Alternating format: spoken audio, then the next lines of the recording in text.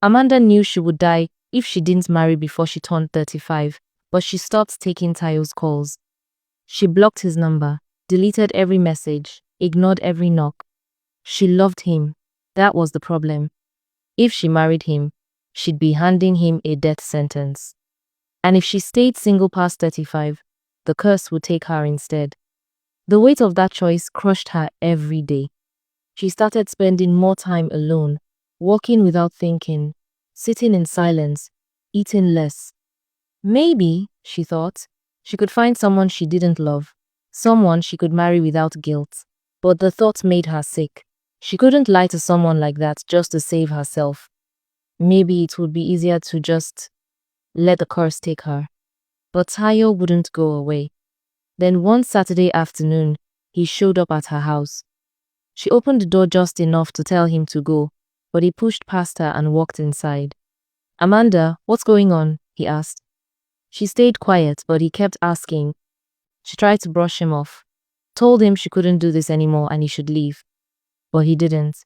He sat down and said he'd wait until she spoke. So she did. She told him everything, about the men dying at 35, about the women in her family carrying it, about how it started generations ago, and about the rule: if she didn't marry, she would die instead. Tayo stared at her like she'd gone mad. At first, he thought it was a lie, a story to push him away, but the look on her face said otherwise. He sat still for a while, then said, "You could have just told me." Amanda looked at him, confused. "If this thing is real, we'll find a way to stop it," he said. "But don't shut me out again." She didn't know what to say. She had expected him to run, to leave, but instead, he held her hand. Tayo suggested that maybe if he waited till he was past 35 before marrying her, then he could escape the curse, but Amanda laughed and told him that the curse will take her instead. When Amanda's mother found out, she told Tayo. She was furious. "You've made it worse," she said. "He would never marry you." Amanda and Tayo packed their bags and traveled back to the village where it all began. Her great-great-grandmother's village. They met an old woman there, a cousin of a cousin. Someone who still remembered the story, though not all the details were clear because even the old woman had not been born there. It was a story she heard from her own mother. It was whispered that Amanda's great-great-grandmother had once accused 35-year-old man of rape because he left her to marry another woman.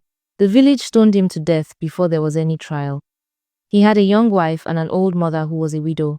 Both of them cursed Amanda's bloodline as the man took his last breath. Amanda and Tayo stood in the middle of the old compound, surrounded by trees, dust. They didn't know what to do next. The village gave them the story, but not the solution. Amanda and Tayo knew what happened, but knowing didn't undo anything. They needed to find the descendants of the two women who cursed Amanda's bloodline, the widow and the wife of the man who died unjustly, but that was nearly a century ago. They searched old records, spoke to village elders, knocked on doors, but nothing. The few people they found said the same thing. "That was long ago. We don't know anything about it. It has nothing to do with us." And in a way, they were right. They didn't know what their ancestors did, and they couldn't help Amanda and Tayo. Hope was slipping away, but they refused to give up. An old priestess in the village eventually agreed to help. She didn't promise a miracle, but she told Amanda there was one way to plead directly to the women who placed the curse, to speak to the ancestors through the spirit realm. It wouldn't be easy. Amanda would have to stay in the shrine for 5 days. No food, no water, only dancing. Each day, she would dance in slow circles, barefoot, under the sun, and again in the cold of night. A dance of apology, a dance of surrender. A dance to ask for forgiveness on behalf of a woman long gone. Tayo didn't want to agree. He held Amanda's hand and begged her not to do it. But Amanda said one thing: "I'm not ready to die, and I'm not ready to lose you either." So she went into the shrine.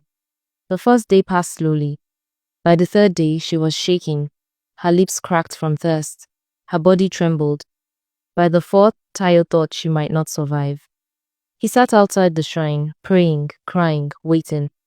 On the 5th night, the fire in the shrine almost went out.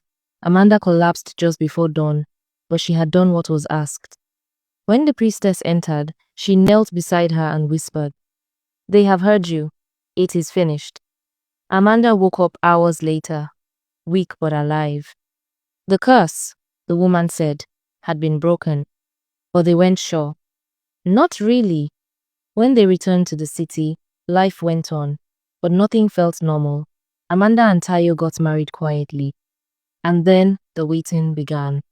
Amanda turned 35, so did Tayo. Each day was tense. Every time one of them coughed too hard or came home late, the fear returned. Was the curse truly gone?